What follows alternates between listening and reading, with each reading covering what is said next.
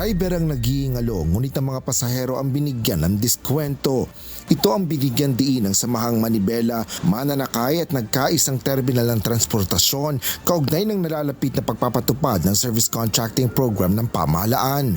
Dati nang ipinatupad ang naturang programa noong COVID-19 pandemic kung saan binigyan ng libreng sakay ang mga pasahero, habang gobyerno naman ang siyang nagbabayad sa mga driver at operator ng mga PUV. Ayon kay Manibela Chairman Marvel Buena, hindi pa nga nabibigyan ng ayuda ang lahat ng PUV drivers at operators.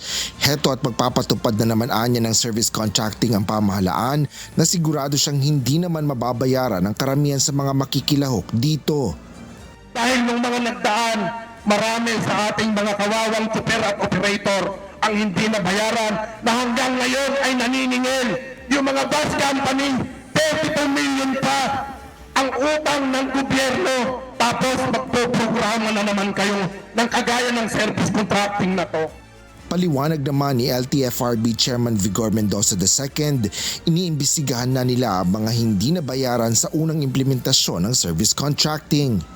It's a separate, no? Kasi yun, iniimbestigahan natin. Una, kung magkano talaga. Kasi may 12 million, may 32 million, may 22. You have to make sure. Tapos yung dokumento in support of that. Tuloy-tuloy naman yan. Pero separate yan.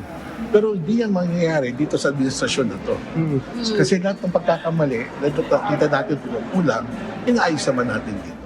Bukas April 15 ay nakatakda ng magsimula ang pagpapatupad ng service contracting program sa mga piling ruta sa Metro Manila at iba pang urban areas.